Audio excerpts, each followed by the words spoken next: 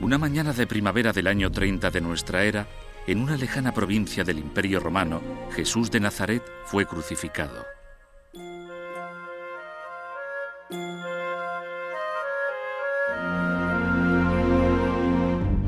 Aunque en aquel momento fue algo insignificante, la vida, muerte y resurrección de Jesús cambió el mundo por completo.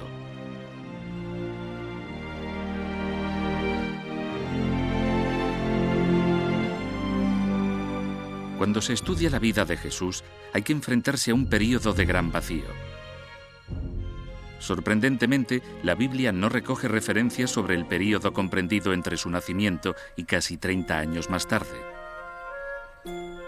Esas 3 décadas, la mayor parte de su vida, se conocen como los años perdidos de Jesús.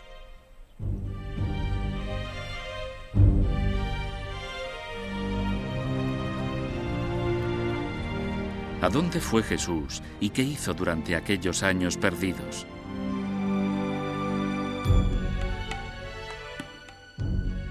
¿Qué pruebas hay para creer las teorías de algunos estudiosos que afirman que salió de Palestina y viajó hasta lugares tan remotos como la India, donde recibió influencias del pensamiento oriental?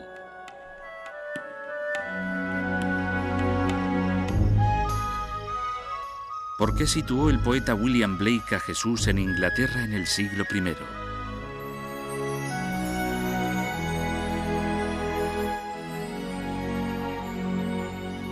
¿O permaneció Jesús en Palestina como miembro de un grupo nacionalista ultrarreligioso que planeaba una revolución contra los romanos?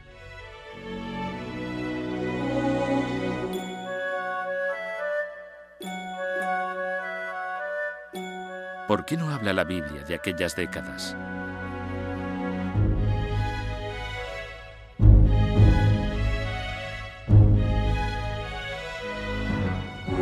Estos son solo algunos de los misterios de la Biblia.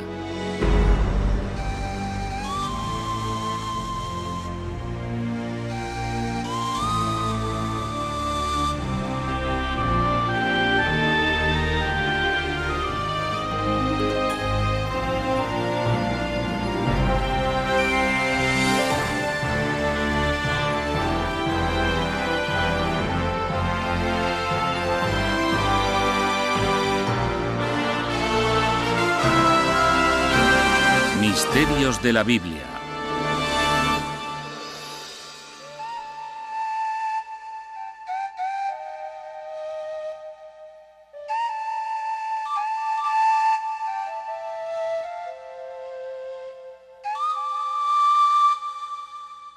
Los años perdidos de Jesús. La búsqueda de Jesús.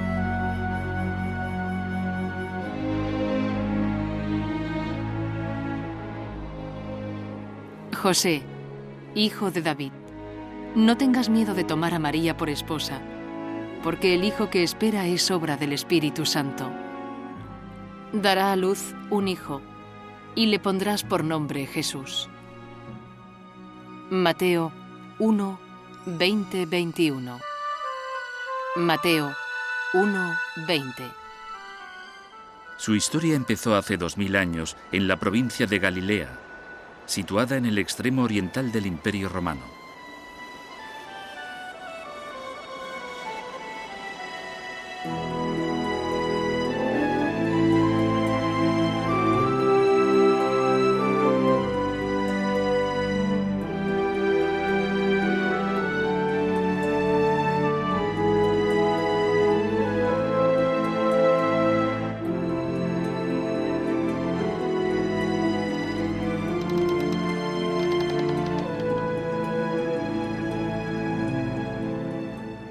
Desde entonces, en todos los continentes y a lo largo de los siglos, en multitud de comunidades cristianas, la historia de Jesús se ha contado una y otra vez en cientos de lenguas.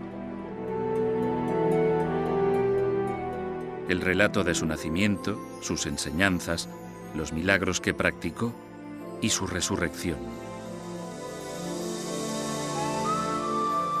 Se ha escrito más sobre Jesús que sobre cualquier otra persona en toda la historia.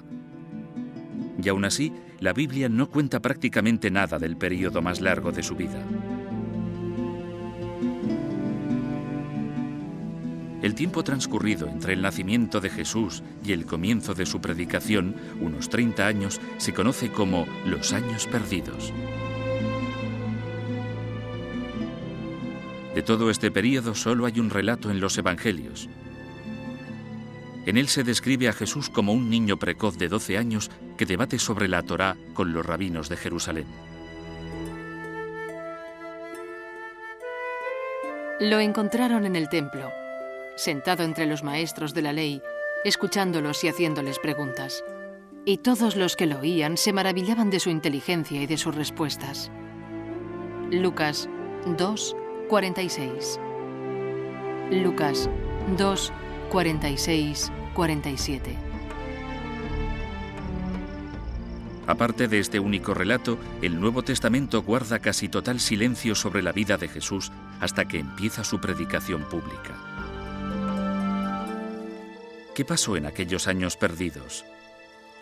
¿Dónde estuvo Jesús y qué hizo?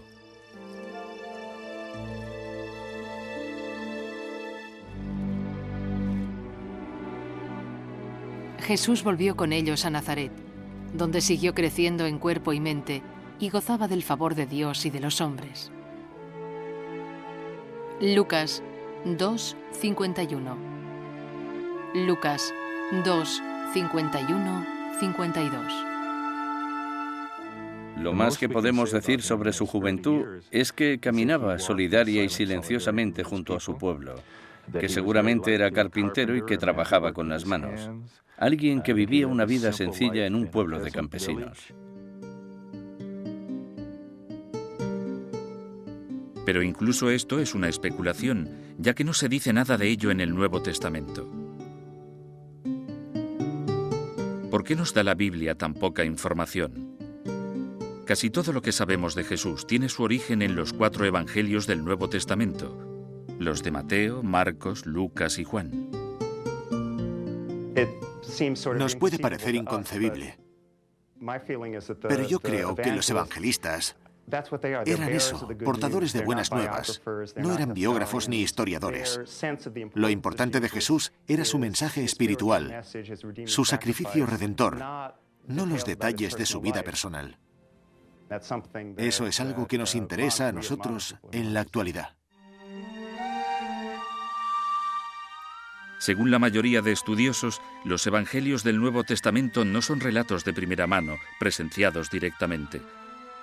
Los expertos en la Biblia creen que son la primera recopilación de las diferentes tradiciones orales y de fuentes anteriores, y que fueron escritos entre 40 y 100 años después de la crucifixión de Jesús. El problema de los evangelios y el Jesús histórico es que no se puede estar seguro de que es histórico. Y este debate dura ya más de 250 años. Es una cuestión difícil.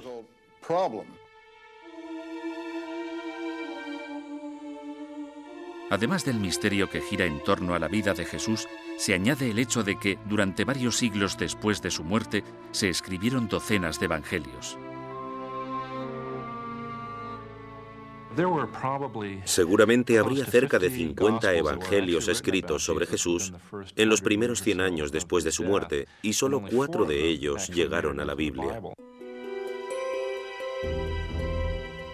Muchos de los evangelios que no se incluyeron en el Nuevo Testamento, los llamados evangelios apócrifos, han llegado hasta nuestros días.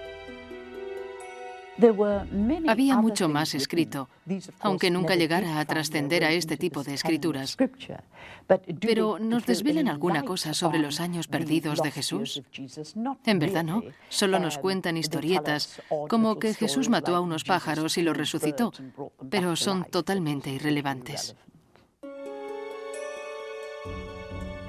Hay otro relato que cuenta que un niño le dio un puñetazo en la calle y que Jesús se lo devolvió y lo mató.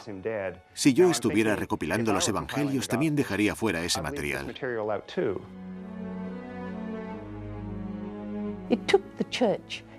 A la Iglesia le llevó unos 500 años fijar la imagen de Jesús. En los diversos concilios que se celebraron en aquel periodo de tiempo, se debatieron ampliamente muchísimos aspectos de Jesús. Por eso les llevó tanto tiempo. La gente, en general, no sabe que el Jesús que conocemos hoy en día es el Jesús que se forjó en aquellos 500 años, el Jesús de la fe.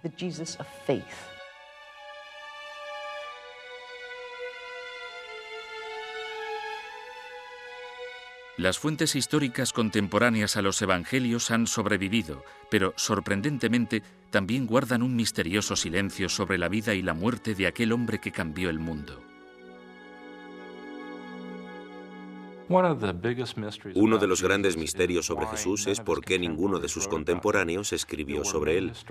Había muchos historiadores y escritores que vivieron en tiempos de Jesús y que recogieron sucesos de Palestina en aquella época. Aún así, ninguno escribió sobre él. Hay pocos puntos de referencia. Hasta cierto punto se puede reconstruir su vida pública, pero incluso en eso difieren ampliamente los expertos. Por eso es tan difícil recrear la persona de Jesús. Cada experto parece tener sus propias ideas. Así que cuando se intenta proyectar su vida más allá de los evangelios y se intenta recrear su vida oculta, te encuentras con que no hay manera, si no es a través del contexto histórico y de hipótesis de lo que pudo haber hecho.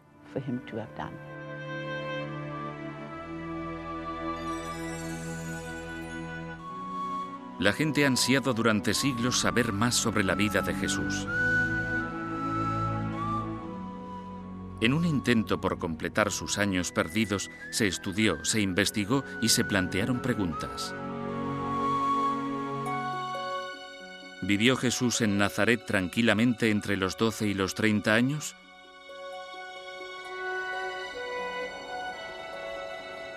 ¿O puede que en todo ese tiempo Jesús viajara, estudiara y predicara fuera de Palestina?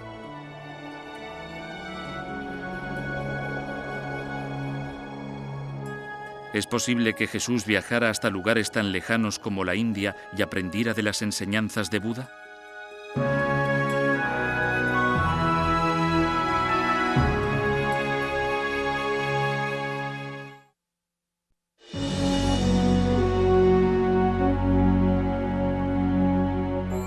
Hacia la India.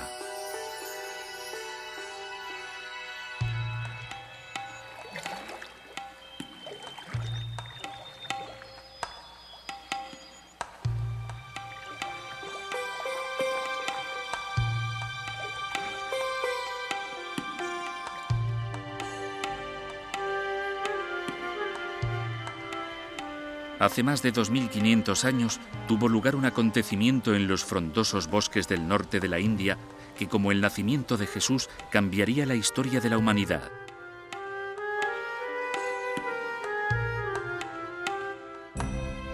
Sentado a la sombra de una higuera, el joven príncipe Siddhartha Gautama prometió no levantarse hasta que hubiera encontrado y resuelto los misterios de la existencia humana.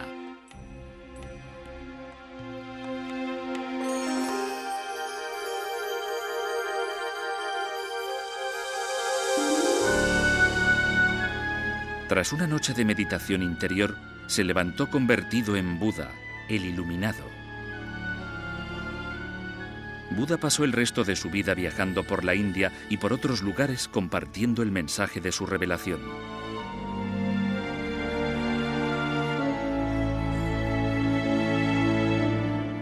¿Pudo Jesús haber estado en contacto con las enseñanzas de Buda?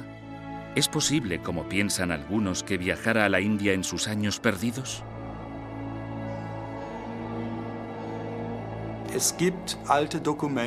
Existen antiguos escritos persas e indios que afirman que Jesús estuvo en la India, aunque no podemos estar totalmente seguros de que fuera. Aún así, la prueba está en sus enseñanzas cuando se comparan con los escritos sagrados del budismo.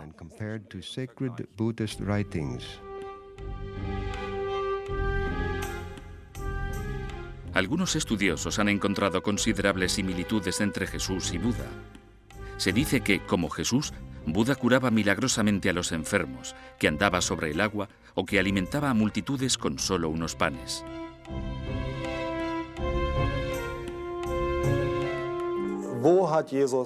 ¿De dónde obtuvo Jesús su conocimiento?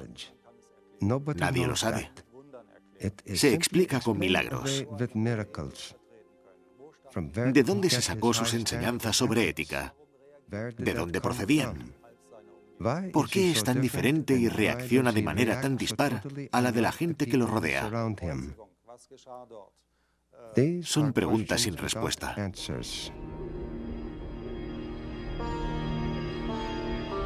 ¿Influyeron las enseñanzas de Buda en Jesús?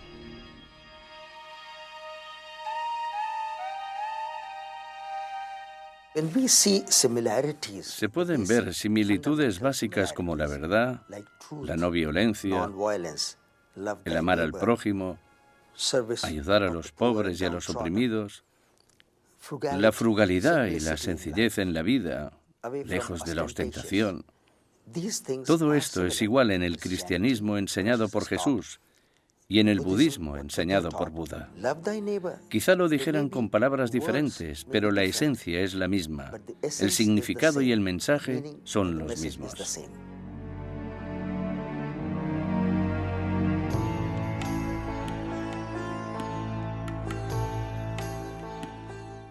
La India está a unos 5.000 kilómetros de Palestina.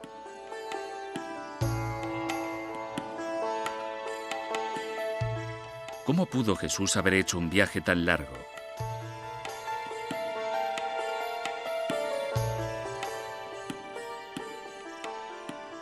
En realidad habría sido muy fácil para Jesús ir a la India. Había muchas rutas comerciales entre el Imperio Romano, en el que estaba Palestina, y Asia.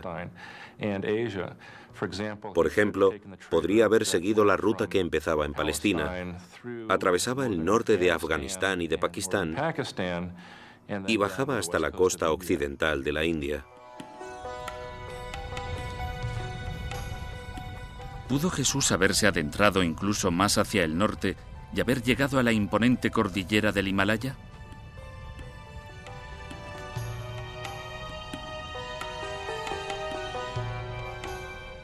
La controvertida historia que narra Nikolai Notovich sugiere que así fue.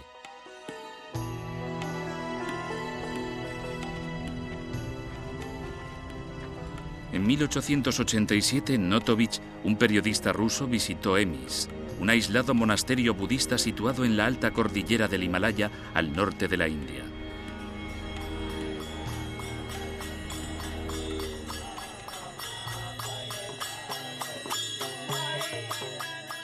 En su libro La vida desconocida de Jesucristo, Notovich afirma que le fueron mostrados unos manuscritos en los que se relataba la vida de un profeta errante llamado Isa.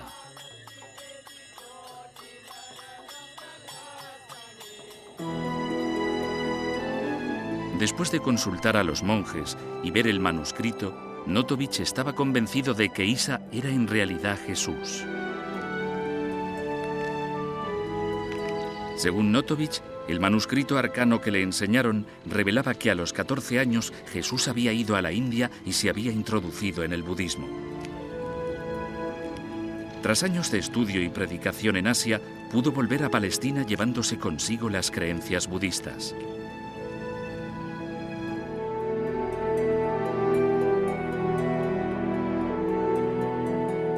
Muchos estudiosos cuestionan la veracidad del relato de Notovich, pero él no ha sido la única persona que afirma haber visto esos misteriosos manuscritos.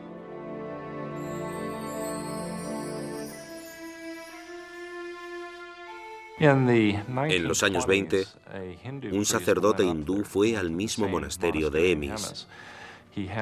Tradujo algunos pasajes, aunque no todos, y los publicó en un libro. Las traducciones eran casi paralelas a las primeras traducciones que había hecho Notovich. Parece ser que hubo otra referencia sobre los manuscritos de Isa en Emis hasta 1939.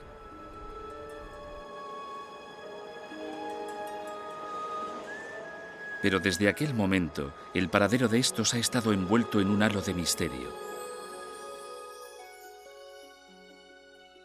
Las leyendas siguen vivas y van creciendo conforme se van publicando libros y artículos, a menudo controvertidos, sobre los años perdidos de Jesús.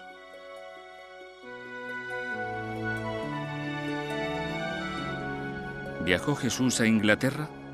¿Guarda el cáliz de la última cena, el Santo Grial, la clave para desvelar los secretos de sus años perdidos?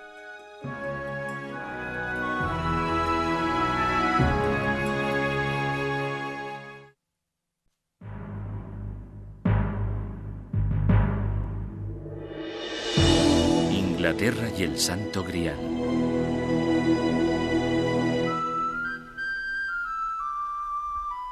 Glastonbury, Inglaterra.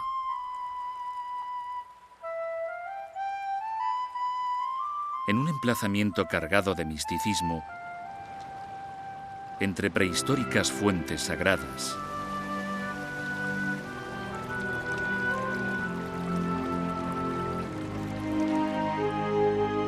y dominada por una montaña sagrada, Glastonbury parece ser un lugar adecuado para buscar leyendas sobre los años perdidos de Jesús. El poeta inglés William Blake nos dejó una excelente descripción. Caminaron aquellos pies por la Inglaterra de las verdes colinas. ¿Fue el Cordero de Dios visto en aquellas dehesas divinas? William Blake Milton, un poema en 2 libros, 1804.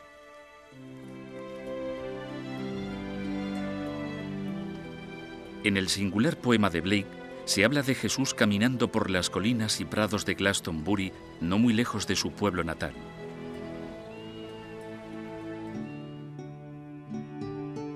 La leyenda de Glastonbury culmina en el año 63 con José de Arimatea, un discípulo de Jesús que fundó la primera iglesia cristiana de Gran Bretaña. Según dicha leyenda, José de Arimatea es el nexo para situar a Jesús aquí.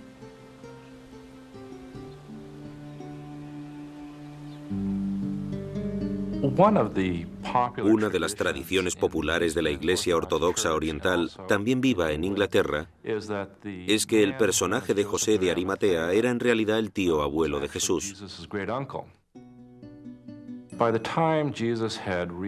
Parece que cuando Jesús estaba al inicio de la adolescencia, José, su padre, murió. Y su tío abuelo, José de Arimatea, se ocupó de él. Los evangelios describen a José de Arimatea como un hombre rico y pío. Las leyendas de Glastonbury añaden además que hacía negocios comerciales entre Palestina y la antigua Inglaterra. Inglaterra estaba en la red comercial de aquel momento. Tenía estaño, que era un material muy valorado, y José comerciaba con dicha materia. Por eso era tan rico y tenía tantas influencias. En algunas de las primeras versiones de los evangelios en latín se describía a José de Arimatea como un decurión, un título que otorgaba Roma a los oficiales de minería. Si Jesús era sobrino de José de Arimatea, ¿pudo haber ido con su tío a Inglaterra?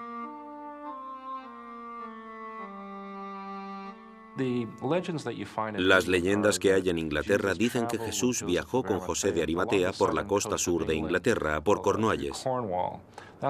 Allí estaban todas las minas de estaño, y lo que observamos en las ciudades mineras cercanas son historias que cuentan que Jesús se paró allí con su tío.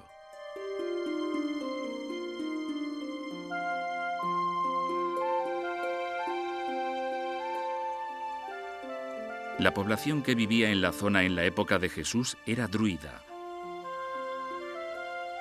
Y puede que fuera especialmente receptiva a las enseñanzas de Jesús, ya que su religión misteriosamente tenía ciertos parecidos con el cristianismo. En la época en que vivió Jesús, la religión predominante en Inglaterra era el druidismo. Los druidas creían en un futuro Mesías y, de hecho, según algunos historiadores, utilizaban la palabra Jesús para referirse a él.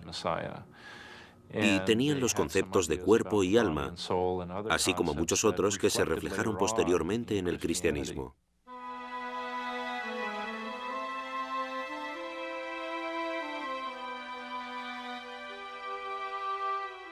Al extenderse el cristianismo por Inglaterra, los druidas dejaron de lado sus creencias paganas y se convirtieron.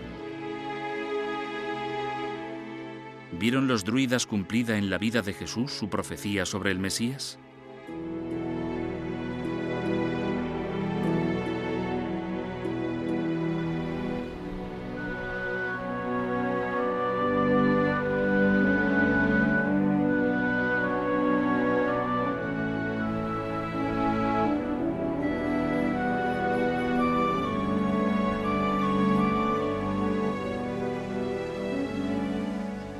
Tan enigmático como resulta el relato sobre el viaje a Inglaterra de Jesús y José de Arimatea, para muchos estudiosos de la Biblia, José sigue planteando algunas dudas.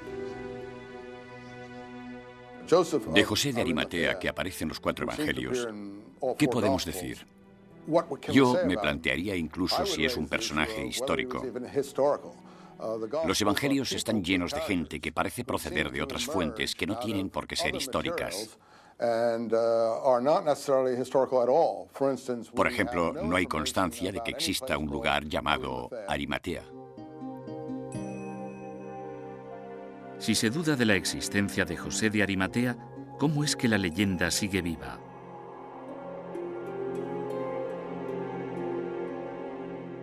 El problema de la gente es que confunde la literatura con la historia. Los evangelios son literatura, las tradiciones son literatura, pero la historia se forja con materiales mucho más firmes que esos. No obstante, la polémica continúa, ya que hay otra misteriosa leyenda asociada a José de Arimatea y Glastonbury.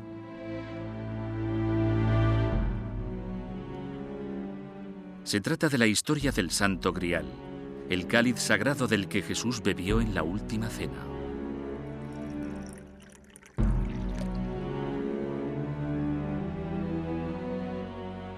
Luego tomó en sus manos una copa y, habiendo dado gracias a Dios, la pasó a ellos diciendo: «Bebed todos de esta copa, porque esto es mi sangre, sangre de la alianza nueva y eterna, que será derramada en favor de muchos para el perdón de sus pecados». Mateo 26, 27.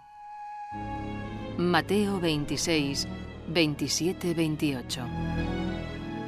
Según la Biblia, tras la crucifixión, el cuerpo de Jesús fue a parar a manos de José de Arimatea para que lo enterrara.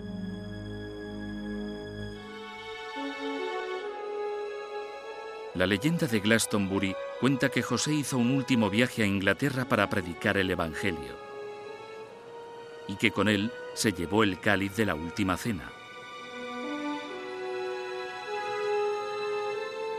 Se dice que José enterró la copa en algún lugar de Glastonbury.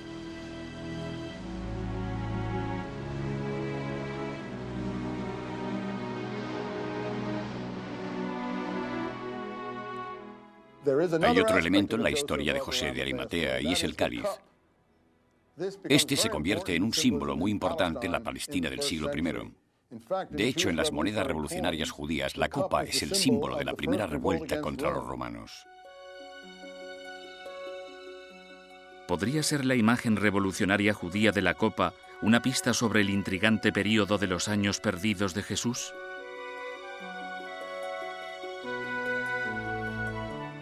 ¿Pasó Jesús sus años perdidos en el desierto con una secta apocalíptica de fanáticos religiosos?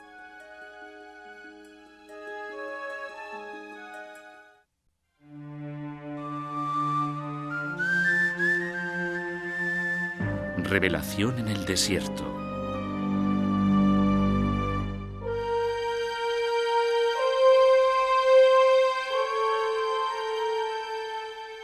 El Mar Muerto.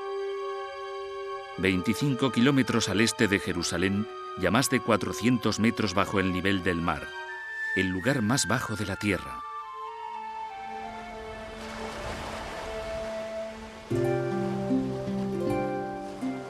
Aquí, hace 2000 años, en el adusto emplazamiento del páramo de Judea, Juan Bautista, un profeta celote, empezó a predicar un nuevo mensaje de salvación para los judíos de Palestina.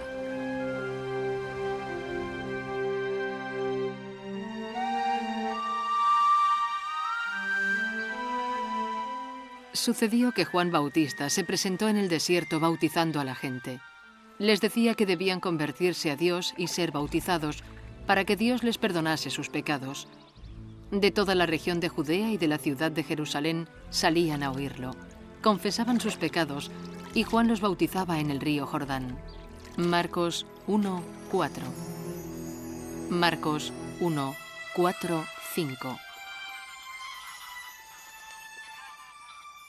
El mensaje de redención de Juan se extendió por todo Israel como la pólvora.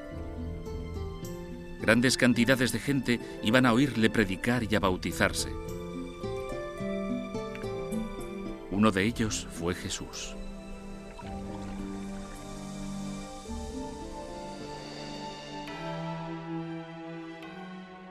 Por aquellos días, Jesús llegó a Nazaret, en la región de Galilea, y Juan lo bautizó en el Jordán. En el momento en que salía del agua, Jesús vio que el cielo se abría y que el Espíritu bajaba sobre él como una paloma. Marcos 1, 9.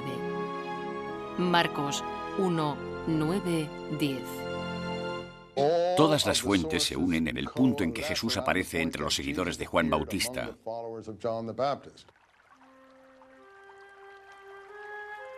Yo creo que esa es la única información creíble que se va a encontrar en el Evangelio sobre los primeros años de Jesús.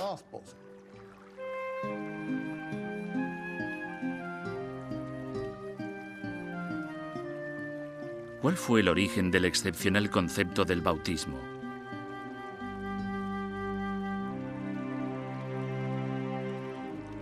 Puede que, en parte, la respuesta la encontremos en una misteriosa secta de judíos ultrarreligiosos que vivían en los páramos que rodeaban el Mar Muerto, en un lugar llamado Qumran. Eran los esenios. Muchos estudiosos han sugerido que Juan Bautista y Jesús pudieron haber pertenecido en algún momento a aquella comunidad. Él no formaba parte del poder establecido, no formaba parte de la aristocracia del templo, y es probable que tuviera algún tipo de contacto con el movimiento esenio de Qumran, quizá a través de Juan Bautista.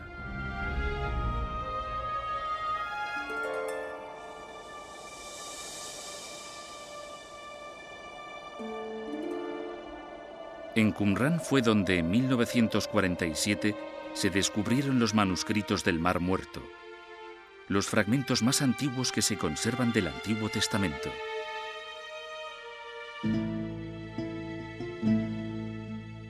Entre aquellas escrituras sagradas se encontraron documentos que describían la comunidad esenia que vivía en Qumran. Los expertos piensan que allí se practicaba una especie de bautismo.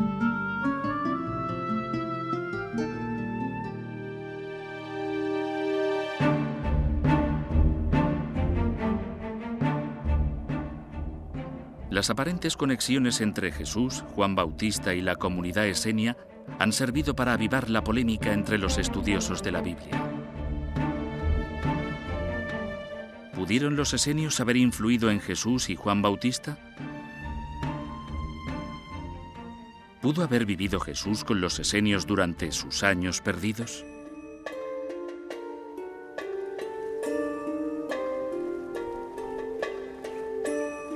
Los expertos han descubierto otros paralelismos sorprendentes entre Jesús y los esenios. Estos se distinguían por el amor al prójimo, su sencillez en la vida y su estricta obediencia a las leyes de la Torá.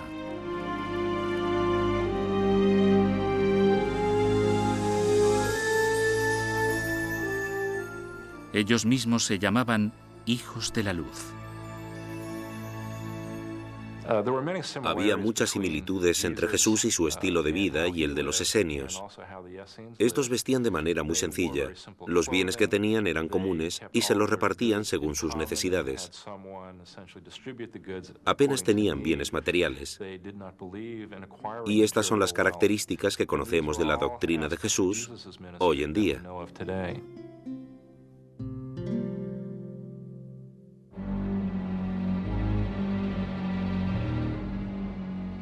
Sin embargo, también había un lado oscuro y fatalista en la doctrina de los esenios.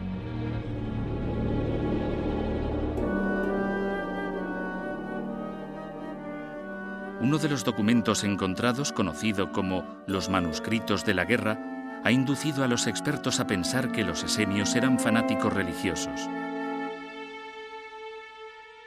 Igual que Juan Bautista y Jesús, ellos rechazaban lo que consideraban la corrupción de los sacerdotes judíos.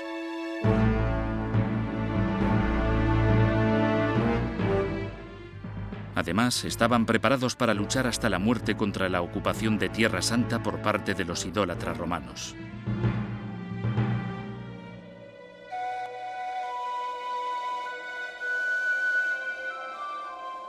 Los esenios trasladaron su comunidad a los páramos del Qumrán porque pensaban que se acercaba una guerra que los enfrentaría al enemigo.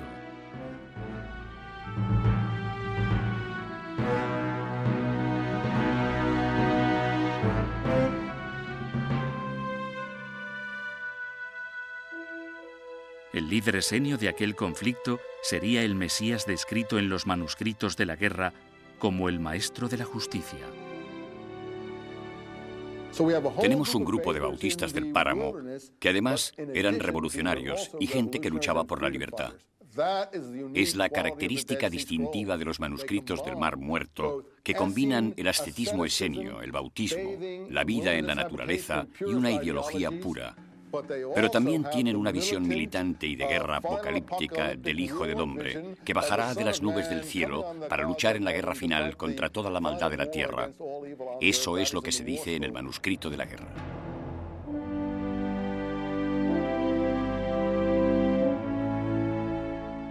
Según algunas traducciones de los manuscritos, el maestro de la justicia podría ser el Mesías. De hecho, algunos expertos han sugerido que Jesús podría serlo.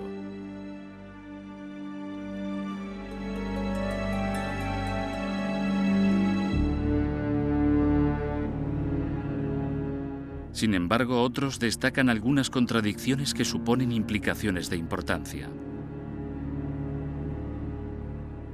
Aunque Jesús se considerara de alguna manera el Mesías, no podía aceptar la concepción que se tenía del Mesías porque sería antiético y entraría en contradicción con todo lo que defendía, ya que esa concepción era la de un héroe guerrero de la casa de David, que llegaría y acabaría con los enemigos de Israel, y eso era a lo que se oponía a Jesús. Aparte de ser conocido como el príncipe de la paz y de la salvación, ¿hubo otros aspectos de Jesús no recogidos en el Nuevo Testamento? Durante sus años perdidos, la gente que escuchaba sus predicaciones luchaba contra los romanos. Pero probablemente su lucha se basara en algo más importante, en la concepción religiosa de un solo Dios.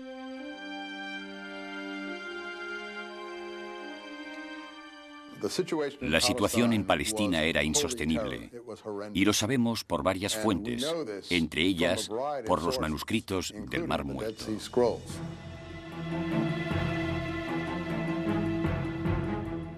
Contra aquella escalada de opresión violenta predicaba Jesús.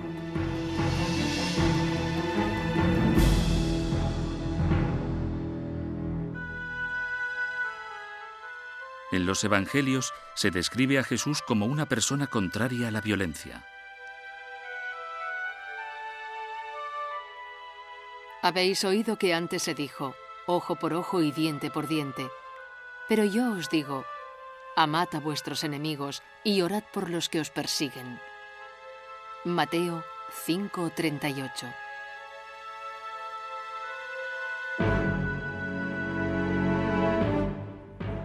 Aunque los evangelios también muestran una cara diferente de Jesús. No creáis que he venido a la tierra a traer paz. No he venido a traer paz, sino espada. Mateo 10:34.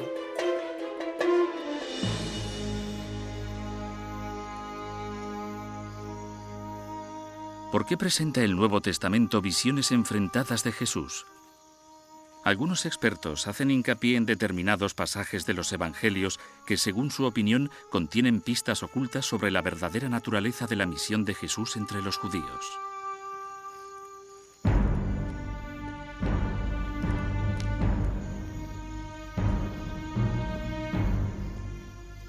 Entonces los otros se acercaron, echaron mano a Jesús y lo apresaron. En esto, uno de los que estaba con Jesús sacó una espada y cortó una oreja al criado del sumo sacerdote. Mateo 26:50. Si nos fijamos en los evangelios, algunos de los seguidores de Jesús llevan espadas, y cuando le preguntan ¿cogemos una espada?, él le responde «coged dos». Así que está claro que algunos de los seguidores de Jesús eran gente de puñal y espada, y a uno de los suyos lo llaman celote. En aquella época había un grupo de gente a los que se llamaba celotes, y de hecho Jesús tenía uno de ellos entre sus apóstoles. Era un grupo que se había formado algunos años antes de nuestra era y cuyo objetivo era expulsar de allí a los romanos.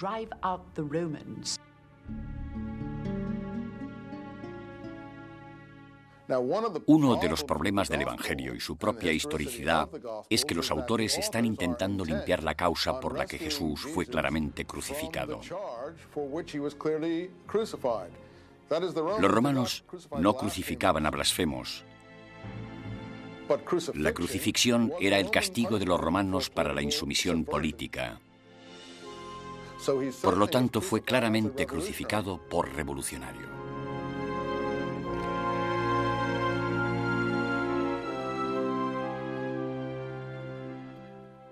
Aún así, no todo el mundo tiene el mismo punto de vista.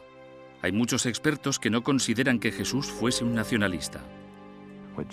Jesús llamaba a la transformación de la vida del hombre hacia una nueva manera de ver, de escuchar, de relacionarse entre la gente y hacia una inclusión social de los pobres, las mujeres, los marginados, los oprimidos.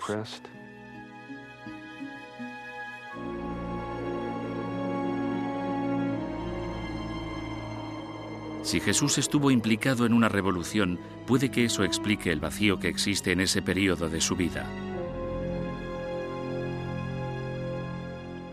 Si Jesús era uno de aquellos revolucionarios casi ascetas, vegetarianos que vivían en aquellos páramos, es obvio que su carácter revolucionario no podía trascender a los evangelios tal y como los tenemos, ya que habría sido imposible difundirlos en un mundo de orientación romana.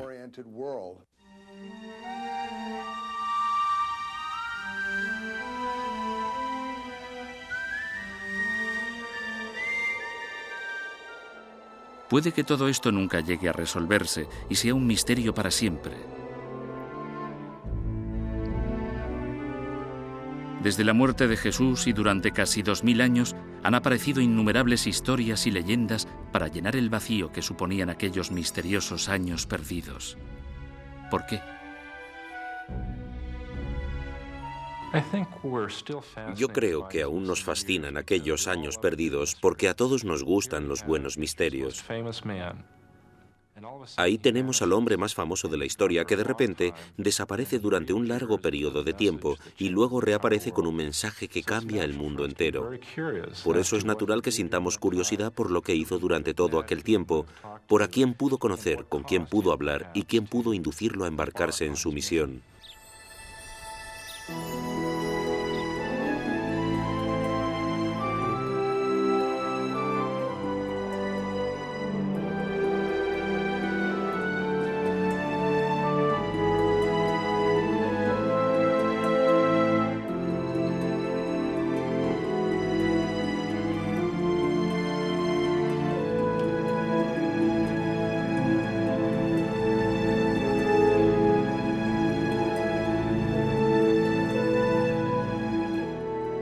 Quizá el misterio de los años perdidos de Jesús sea un capítulo secreto que se supone que nunca tendríamos que llegar a leer.